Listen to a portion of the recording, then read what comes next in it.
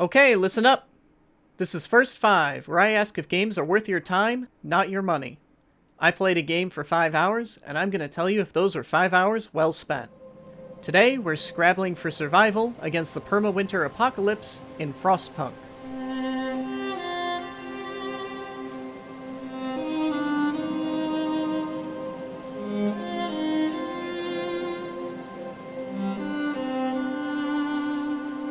Post-apocalyptia's favorite villains are always authoritarian leaders. From the governor to a Morden Joe, the easiest and most frequently used way to make your scrappy band of survivors the underdog is to pit them against whoever reigns supreme over the last remaining vestige of humanity. But in Frostpunk, you are the authoritarian leader everyone loves to hate, and it's time to prove if you can do better than those guys did. Because if you don't, your people will revolt, and you won't be around to see if your successor does a better job. Before I get any further into this review, I do need to put out a quick disclaimer. I'm going to be pretty biased about this game. When the developers of the incredibly depressing and morally gray This War of Mine decided to make a post-apocalyptic steampunk city-building survival game that's all about making hard decisions and balancing your people's opinions with their survival, set in a frozen, unforgiving wasteland, literally every part of that game is laser-focused on one of my buttons. In other words, this is my jam! That aside, it's hard to talk about Frostpunk in pure mechanical terms. It's a city builder with a unique radial construction grid. Buildings radiate out from the beating heart of your new city, the generator, like people gathering around a barrel fire. And that's not an idle metaphor. For a game about combating a perpetual harsh winter, managing your city's warmth is a fitting mechanic that will always be a concern when building your city. But honestly, the city building itself is almost busy work. Between the radial layout and the numerous demands you'll have to meet, there's no room for artistry in your city building. For example, the more scattered you build your city, the harder it is to keep the larger area warm, which spirals into you needing more coal, which means needing more workers to harvest it, which leads to more urban sprawl, and you can see the issue here, no doubt. 90% of your urban planning will be driven by necessity, so there's not much room for your inner city planner to run wild. Instead, gameplay is driven by resource management, both of your supplies, as you have to maintain an industrial complex that can outpace your ever-growing population, and of your people, as you have to find ways to do every job the colony requires without the hands to actually fill them all. But more than anything, it's Frostpunk's aesthetic that truly sells this game.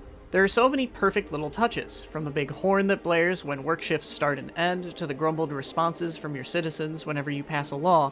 This truly feels like an authoritarian dystopia, always one step from disaster.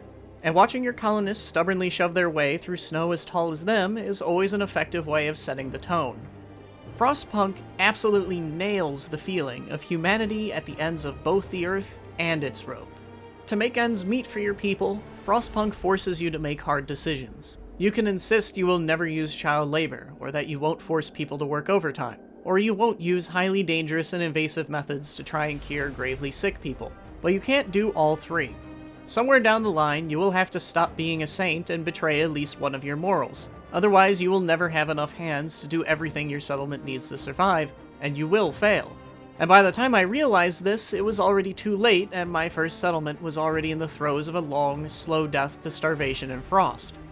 I'd chosen to care for the gravely ill instead of potentially amputating them, and this led to my medical centers being filled to the brim with dozens of workers suffering from frostbite before I could find a more permanent solution, leaving me short-handed while those who could be cured were unable to get treated because the terminally ill already had the medics working at capacity. I insisted stubbornly that I would never stoop to making the children perform labor, and my workforce was stretched beyond its breaking point. Eventually, everyone was working to gather coal just to keep the generator running, and progress halted.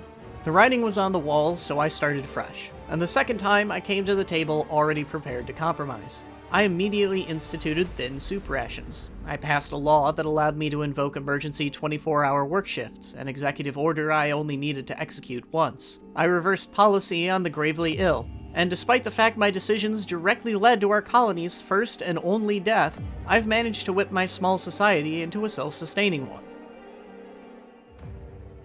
And with my tale of 2 cities complete, it's time for a verdict. Frostpunk is a game that you won't come close to completing in 5 hours. But even so, those first desperate hours where you try to cobble together some semblance of sustainability were arguably the most compelling. Even 3 or 4 hours in, the game had already begun to fall into a comfortable rhythm where I'd gotten all my bases covered and just needed to expand.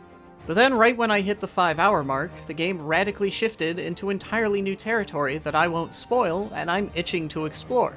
And considering there are multiple scenarios, a highly modular difficulty system, and just announced post-launch content on the way, yeah, there's a lot still left to do.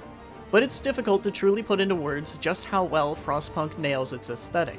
You see the apocalypse from an almost unique viewpoint in video games, and the game forcibly drags you down into the moral muck in a way that only a very select few games like Papers, Please can.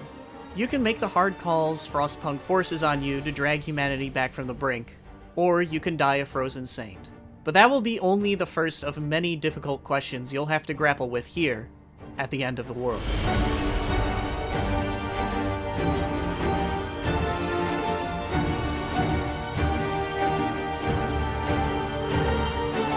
Hey, I hope you enjoyed this episode of First 5. If you did, like, subscribe, or best of all, share this video around wherever you can. Frostpunk by 11-Bit Studios is available for PC. I'll see you all next week.